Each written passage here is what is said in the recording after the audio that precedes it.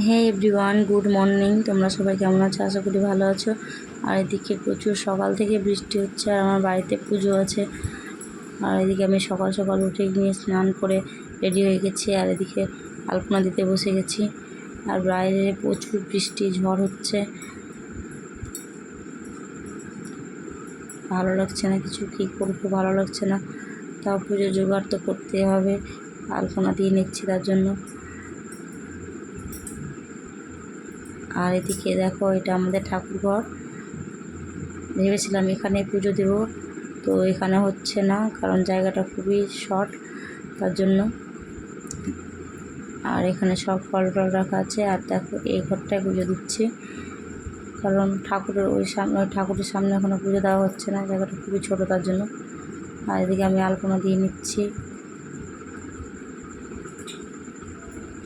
আর সকাল সকাল উঠে স্নান করে রেডি হয়ে আলপনা দিচ্ছি, কারণ শুকিয়ে যাবে। সকাল সকাল দিলে লোকজন এখনও আসেনি বাড়িতে, তো আলপনাটা শুকিয়ে যাওয়ার জন্য। আর এদিকে বাইরে আলপনা দিয়ে দিচ্ছি।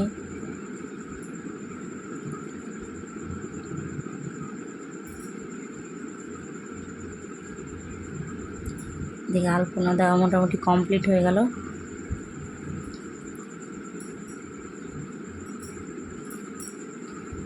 আর এদিকে পুজোর জোগাড় হচ্ছে।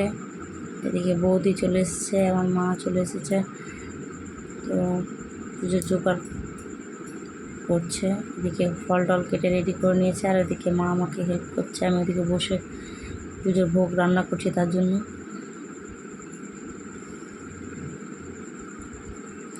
আর পুজোর জোগাড় একা হাতে সম্ভব না সবটা করা, কারণ ছোট বাচ্চা নিয়ে আমি কতটুকুই বা করবো। তার জন্য মা বৌদিকে সকাল সকাল ডেকে নিয়েছি। আবার আরও আসবে, দিদি আছে, ননদ আছে, ওরা সবাই আসবে। তো মা বৌদি সকাল সকালই এসেছে, বলেছিলাম সকাল সকাল আসতে, পূজা জোগাড় করা ভালো হবে। এই যে দেখো, বৌদির সব রেডি করে নিয়েছে, ফল টল কেটে বাকি কাজগুলো করছে। আর এদিকে মা আমাকে হেল্প করছে, এদিকে আলু কেটে দিচ্ছে। আর ওদিকে আমি লুচি ভাজবো, তার জন্য ওই দিকটায় আমি রেডি করে নিয়েছি। আর এদিকে দেখো, তেল দিয়ে দিয়েছি কড়াইতে, আর গরম হয়ে গেছে। এদিকটা লুচি ভাজবো, আর এদিকে লুচি ভাজতে আরম্ভ করে দিয়েছি। তো একা একা ভাজলে অনেকক্ষণ টাইম লাগবে, তার জন্য আমার শ্বশুরমশাই এসে বললো যে আমি লুচি ভেজে দিচ্ছি, তুমি বেলে বেলে দাও, তাড়াতাড়ি হবে, তার জন্য। একা একা ভাজলে তো অনেকক্ষণ টাইম লাগবে, তাই হেল্প করলে তাড়াতাড়ি হয় আর কি।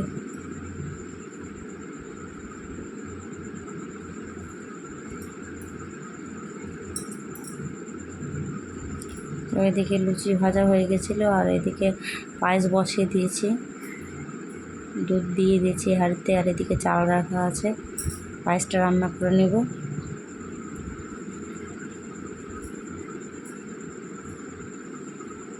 তো এদিকে পায়েসটা বসানো আছে, পায়েসটা হোক ততক্ষণ। এদিকে ঠাকুর নিয়ে চলে এসেছিলো, তো উপরে খুব কষ্ট হচ্ছে নিয়ে যেতে, কারণ ছোট জায়গা, আর ঠাকুরটা নিয়ে উঠলো খুব কষ্ট করে।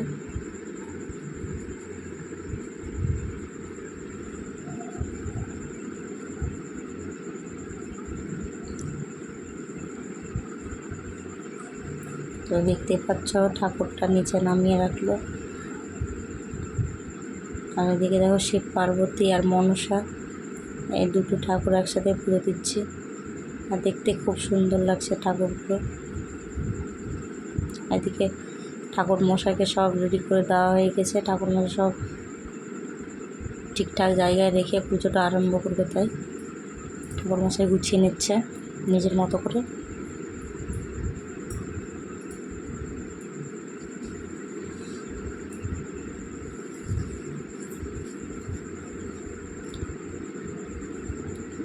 তো এদিকে দেখো, পূজা আরম্ভ করে দিয়েছে।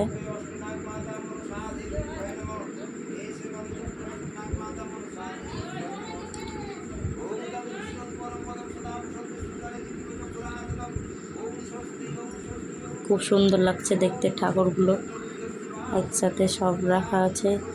ঘরটা কি সুন্দর ভরে গেছে মনে হচ্ছে।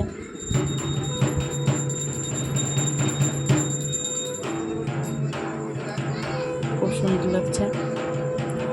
তো আজকের ব্লগটা এই পর্যন্ত, দেখা হচ্ছে নেক্সট ব্লগে। টাটা।